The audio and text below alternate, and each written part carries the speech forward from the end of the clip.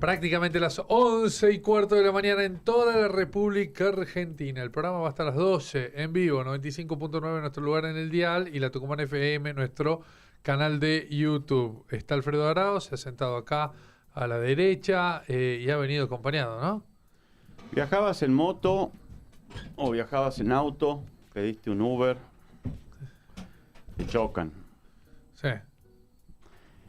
¿Qué podés reclamar? Gastos médicos, farmacéuticos, incapacidad física o psíquica, daño moral, lucro cesante, daños materiales. Si tuviste un accidente con un Uber, Sí. mejor llama a Gonzalo, Better Call Gonzalo, el doctor Gonzalo Rivadeneira, quien nos acompaña acá, Ajá. matrícula 11579, quien hace atención virtual y atención presencial y nos acompaña esta mañana, Gabriel, audiencia, Bien. Franco, Joaquín, para contarnos cómo es este trabajo y cómo está la situación en las calles tan caóticas de Tucumán. Doctor, buen día. Muchas gracias a todos por la invitación. Sí, bueno, yo creo que a raíz de toda la injerencia que tuvo este tipo de aplicaciones hoy en día para que las personas puedan transportarse a sus trabajos o, bueno, desenvolverse en su vida cotidiana, también se presenta este riesgo que hay de sufrir un accidente. Obviamente que nadie lo busca, nadie lo desea, pero son situaciones que ocurren en el día a día de las personas.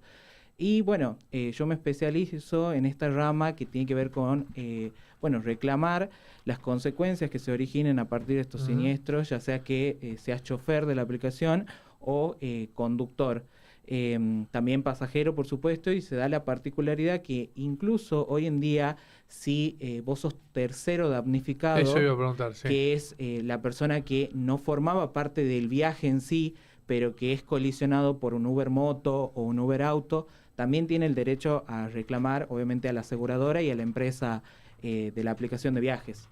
Bien. ¿Hay muchos accidentes? Sí. Perdón, Gaby. ¿Hay muchos accidentes, doctor? Sí, sobre todo se reporta en lo que es Uber motocicletas, por la cuestión claramente de la posibilidad de colisionar con las partes físicas del cuerpo, básicamente el casco, Claro. es lo único que te protege y ante, bueno, cualquier situación de peligro, ya sea que se cruce, no sé, un animal o, bueno, por las mismas roturas y las condiciones en las que están en las calles hoy de Tucumán, se producen más, en probabilidad, accidentes en moto que en auto.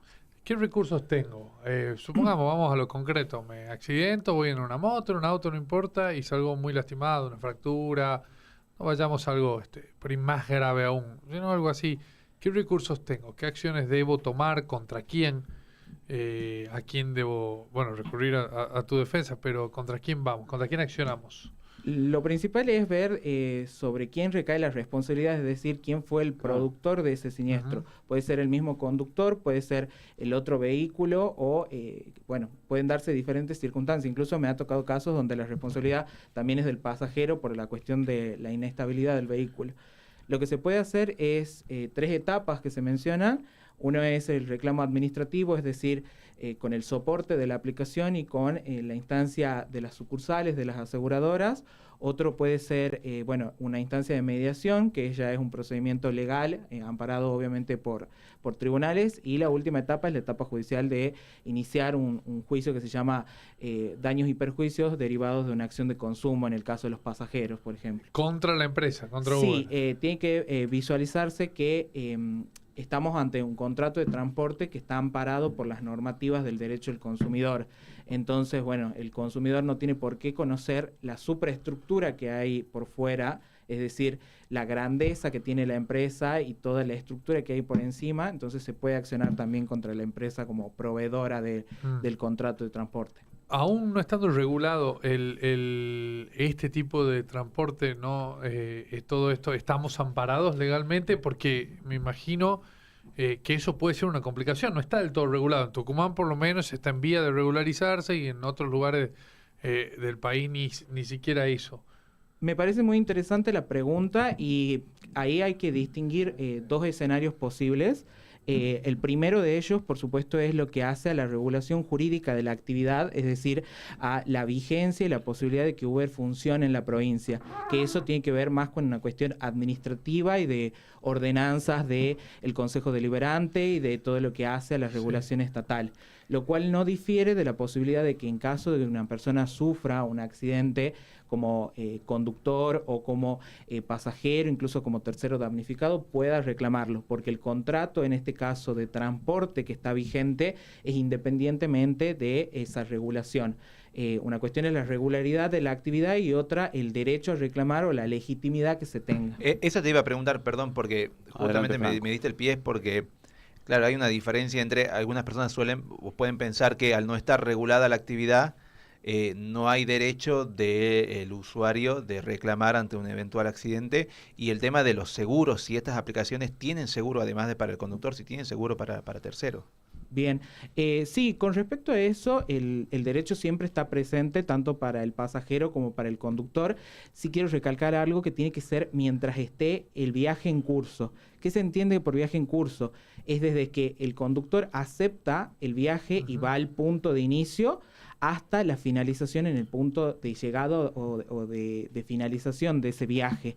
Y lo que se tiene que entender es que las aplicaciones, hay varias, ustedes las conocen, son Uber, Didi, Cabify, difieren de sus aseguradoras y no es lo mismo la aseguradora de ese viaje que la aseguradora de responsabilidad civil o que tienen que tener obligatoriamente cualquier automotor. Son dos cosas completamente distintas. Por eso menciono que en específico estos seguros cubren a un viaje que está en funcionamiento o ejecutándose, por así decirlo. Doctor, yo por ejemplo termina la entrevista, pido un Uber y me dice el Uber, estoy llegando, me va avisando. Y me dice que me está esperando en la esquina. Mientras yo voy a esa esquina sufro un accidente. ¿Eso está contemplado dentro del escenario del viaje o no? ¿O es un vacío legal que hay ahí? No, eso actualmente es un vacío porque si bien se tiene el viaje que tiene que estar iniciado, el mismo tiene que haber ingresado al vehículo o haber comenzado. Bien, exactamente. Bien. Eso es lo importante de destacar. Y por supuesto que en el caso de los conductores se tiene algo que se denomina como póliza de accidentes personales, que es, por así decirlo, como un seguro que ellos tienen ante lesiones o gastos médicos que tengan. Muchas veces esta aplicación es utilizada como una especie de cadetería para enviar artículos y demás. Tienen que saber los conductores que están protegidos, por supuesto. Bien. ¿Cuántas acciones hoy se están llevando adelante en Tucumán en concreto sobre casos, que hayan surgido accidentes? Bien, en una especie de probabilidad por lo que hace a mediaciones y, acciones administrativas, nuestro estudio está llevando alrededor de 40, 60 causas y tenemos solamente por una respuesta obviamente favorable de la empresa, eso sí hay que destacarlo, de la buena fe de la empresa y de su aseguradora. Hoy en día, para el caso de Uber, la mayoría de los casos se están resolviendo favorablemente. Sí tenemos el caso de un conductor que ha sido por el propio pasajero apuñalado durante el viaje en la aplicación. Ese está hoy en día en instancia judicial con traslado de demanda. Ese es el único caso que hoy en día podemos decir que todavía está pendiente de resolución. ¿Traslado de demanda a quién? ¿Al pasajero? No. El traslado de demanda es a la aplicación y a el seguro por violar lo que sería el deber de seguridad con el chofer de la aplicación y obviamente todas las medidas pertinentes para garantizar. Al pasajero en un caso así le cabe una acción penal. Claro, exactamente. Bien, se entiende. Entonces están siendo respuestas favorables, ¿no? Porque en algunos casos me acuerdo que en algún momento algún estudio de abogados ofrecía denuncias a EDET, por ejemplo, y al final no salía ninguna favorable, claro, ¿no? En este caso sí salen favorables. Sí, por supuesto. Obviamente tiene que acompañarse la documentación que acredite las consecuencias que tuvo el accidente y siempre que se plantee el reclamo desde el inicio, por ejemplo, reportándolo en la aplicación y juntando todas las pruebas que se requieren para esto, es sumamente probable una respuesta favorable a día de hoy con lo que es la aplicación Uber. Con la aplicación, el resto de las aplicaciones hay que analizar el tipo de compañía aseguradora en la que estamos, porque también ha variado mucho el mercado asegurador y se han modificado las mismas. Doctor, en pantalla tenemos una nota publicada hace 6 días en nuestra edición del tucumano.com. Dice la doctora Rosana Chala, intendenta capitalina: esta mañana me reuní con el secretario de Movilidad Urbana, Carlos Arnedo, y con la directora de Sutrapa, Valeria Maya, quienes me presentaron un informe de gestión con los avances alcanzados y las acciones concretas que pondremos en marcha a corto plazo para seguir modernizando el sistema de transporte de nuestra ciudad. Puntualmente habló de los avances en la regulación de las plataformas y quien habló fue Arnedo, quien dijo que en la medida que no mejore el servicio de transporte público de pasajeros, indudablemente las plataformas digitales van a seguir trabajando y operando de manera importante porque el ciudadano de San Miguel de Tucumán las ha elegido. Esto es así, el Uber ya ocupa un lugar central y por ende crecen los accidentes, crecen las consultas. ¿Hay más llamados de pasajeros? ¿Hay más llamados de conductores? Sí, por supuesto. Hoy en día, con el avance de la tecnología, como mencioné al principio, es indudable que el transporte público está siendo suplantado por este tipo de transportes privados, también por una cuestión de oferta y demanda. Los viajes, por ahí las personas los utilizan por ser más baratos o por tener un costo similar de lo que es hoy en día un colectivo. Sobre todo se trasladan mucho en motocicleta, como mencioné, claro. Y esto sí hace que se incremente la circulación, por supuesto, de vehículos. Nosotros lo sabemos, la ciudad, las calles de San Miguel están colapsadas de cierta manera, sí. Y hacen que, crezca la potencialidad de, como mencioné, tener un accidente de tránsito, ya sea con un Uber o mientras circulabas como Uber, siendo pasajero o conductor. Hay muchas veces, doctor, que sobre todo en los comienzos del auge de las aplicaciones en Tucumán, que tenían que ver con los datos del conductor. Muchas personas aseguraban que tomarse un Uber es más seguro que tomarse un taxi porque sabes quién te busca, tenés acceso a sus datos, a su rostro. Sin embargo, esto no siempre se cumple, ni siquiera el modelo del auto que figura en la aplicación, doctor, es el mismo que te viene a buscar. Y el otro día con una compañera de trabajo chequeamos que existe también la opción de Uber solamente para mujeres que se sienten más seguras viajando con una compañera al volante. Esto de estas certezas, de esta información que se brinda a través de la app, ¿es así? ¿Se infringe en algún tipo de ley si no se cumple con el modelo de vehículo que uno supuestamente pide y que lo va a buscar?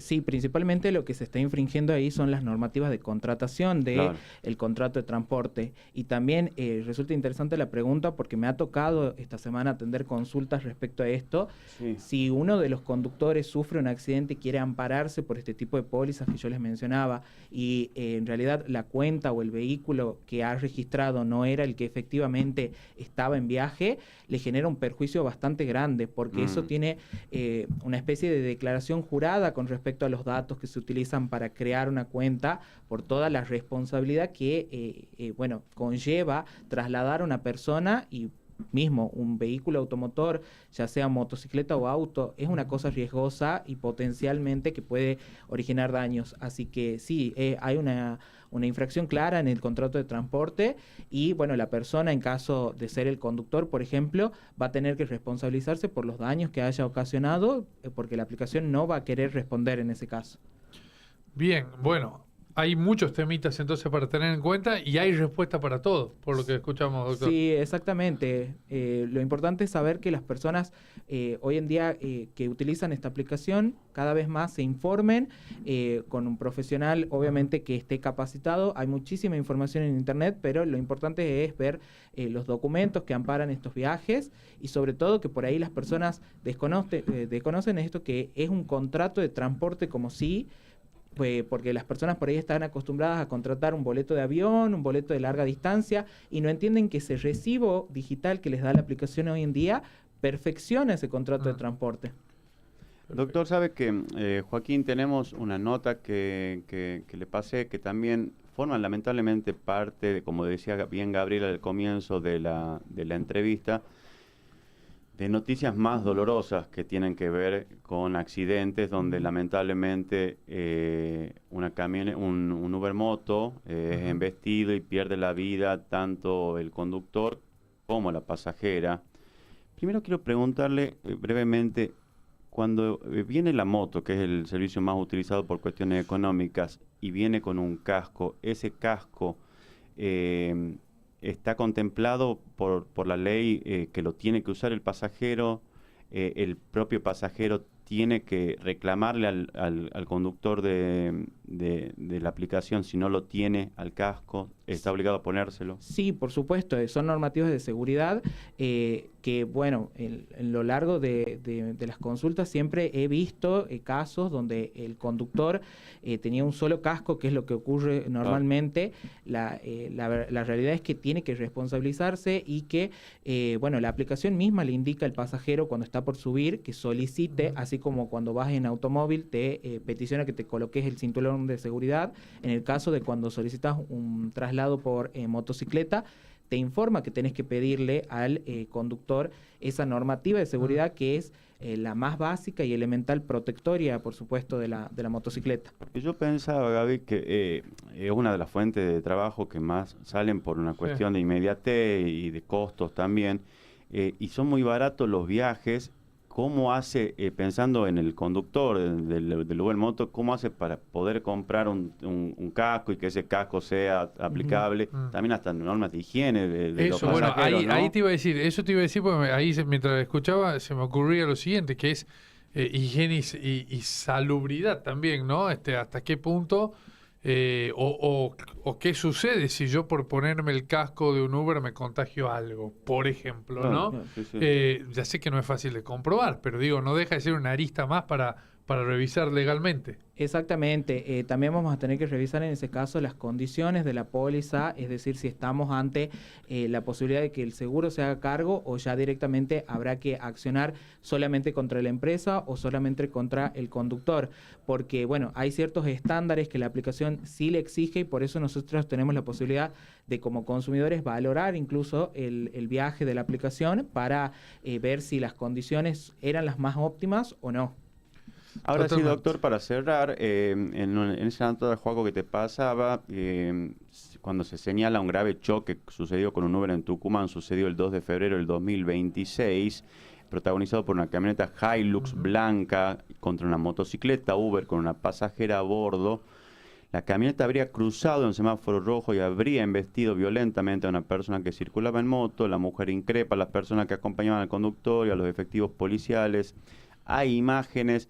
¿Cómo se va? La pregunta, doctor, es ¿cómo se va armando y qué apoyo cuenta de las cámaras de la capital, de la ciudad puntualmente, y de la policía, del Ministerio Público Fiscal, llegado casos más graves que lamentablemente terminan muchas veces con la muerte de una persona, sea conductor o pasajero? Sí, por supuesto. Bueno, en todo lo que es materia de accidentes de tránsito, cuando hay lesiones de gravedad o, bueno, en este caso fallecimiento, se elabora algo que se llama acta de procedimiento en primer momento, que después desencadena en lo que sería una causa en el Ministerio Público Fiscal bajo una fiscalía dependiente y un legajo respectivo.